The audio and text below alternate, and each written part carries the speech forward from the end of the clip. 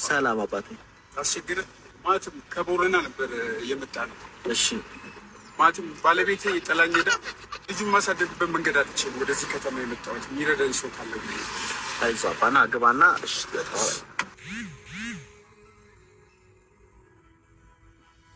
እንደምን አለ? ምን ሆነ ነው አባቴ? ማለትም ያቢሉ ቦረና ነው የምንኖረው ነው የሚስተዳድረው በሰልባጭ ስራ ነበረ። ከዚህ በፊት ወይተር ነበርኩኝ። ያ በሰልባጭ ስራ አልተሳካልኝም። በቃ ሁለት የተበላው የሚስተዳድረው በዛ ስራ ነበር። እሺ ከባለቤቴ ጋር በብር ማጣት የተነሳ ለመግባባት ሳይን አብረን አሳልፈን ደግሞ ሳይ ጥላኝ ሄደች። ማለትም ቤተሰቡ ያሉት እሷ ወደ ሚዛን አካባቢ ነው፣ ሚዛን ቴፒ። እኔ ቤተሰብ የለኝም፣ ማለትም እናትም አባትም የለኝም።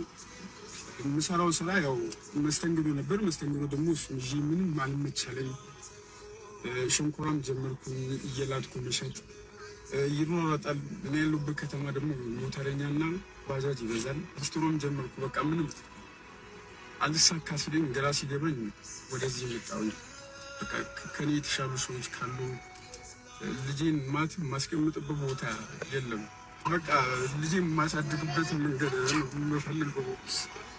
እንደኔ አይነት ዕጣ ፈንታ እንዳይደርሰው ማለት ነው። እኔ ብማር እንደዚህ ህይወት አይገጥመኝም እና አሁን ሰው ቤተክርስቲያን ለማመስገን ሲሄድ እኔ ለመለመን ነው የምሄደው።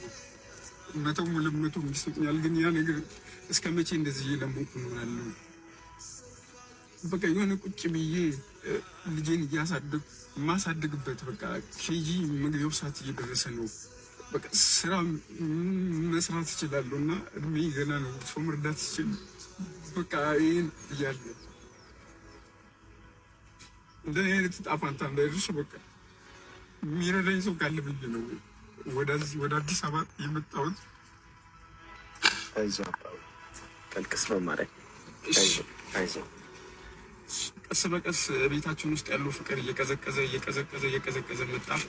አብረን እያደረን እንዘጋጋለን። ሆና አመት በዓል አብረን አሳለፍን።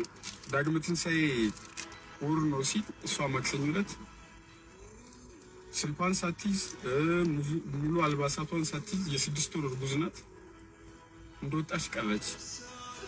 እስከ ሀገረ ማርያም ኬላ ድረስ በምልክት ፎቶዋ ስለነበረኝ በፎቶዋ እጅ ፈልጌያታለሁ። ላገኛት አልቻልኩም። የቤተሰቧ ስልክ አላውቀውም። ቤተሰቧ ወደ ሚዛን ትክክል ነው ያለው። እኔ ደግሞ ልጁን በቃ ማስቀምጥበት የሆነ ለልጁ ኃላፊነት ሊወስድልኝ የሚችል ቤተሰብ የለኝም። በቃ ለዛ ሲባል ያለኝ አማራጭ ልጄን እኔ ራሴ ማሳደግ ነው። ልጄን ለማሳደግ ደግሞ የሆነ ደህና ሰው ያስፈልገኛል። ማለትም ስራ ሊያሰራኝ የሚችል ሰው።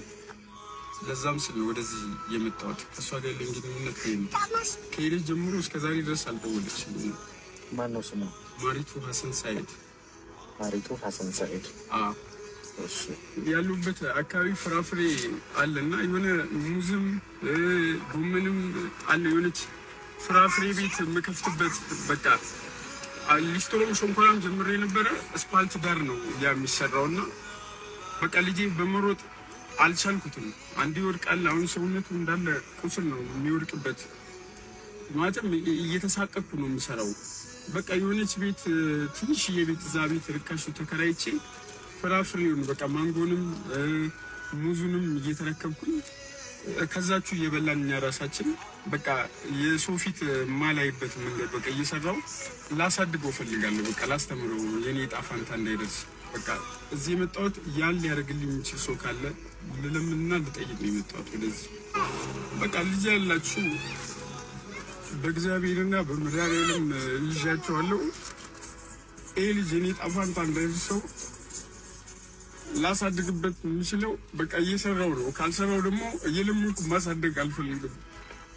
በቃ ስራ ያስፈልገኛል እና ስራ የሚሰራበትም መንገድ ፍጠሩልኝ ነው የምለው። በቃ አመሰግናለሁ።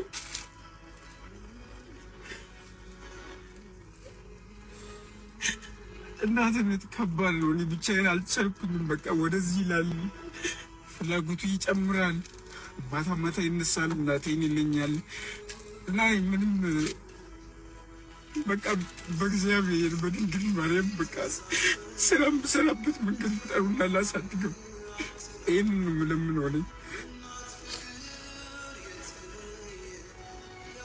አይዞህ አባ በማርያም በቃ እግዚአብሔር አታልቅስ። እዚህ ነበር ባላደራው እባላለሁ እና እንደ አጋጣሚ ሆኖም እንደዚህ ሰዎችን ማገዝ ሰዎች የሚልኩኝን አደራ አደርሳለሁ እና በጣም ዛሬ በህይወት የእውነት ነው የምነግርህ ስላገኘሁ በጣም ነው ደስ የሚለኝ። የእውነት ደግሞ ብዙ ሰዎች ያግዟል ብዬ አስባለሁ። አንተ በጣም ጀግና አባት ነህ፣ ጎበዝ አባት ነህ። ልጅህን እናቱ ጥላው ብትሄድም አንተ ግን አልተውከውም እና በጣም ጀግና አባት ነህ ለእኔ እና ሰዎች እንደዚህ አደራ አድርስ እያሉ ይልኩኛል እና ዛሬም የማርያም ፋሚሊ ይባላሉ እና እቺን ነገር አድርስ ብለው ልከውኛል። ይህ 5000 ብር ነው።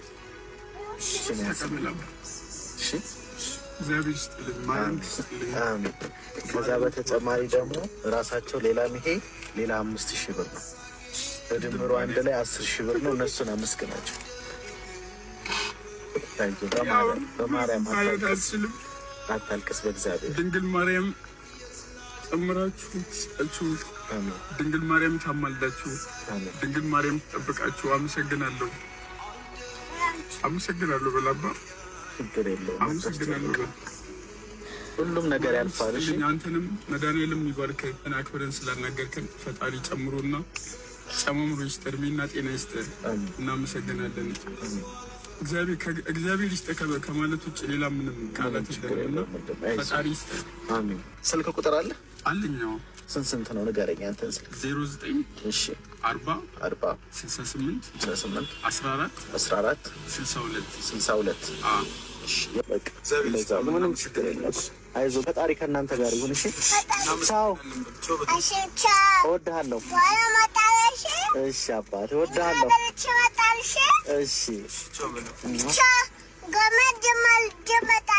እሺ ቻው። አባቴ አይዞን። እሺ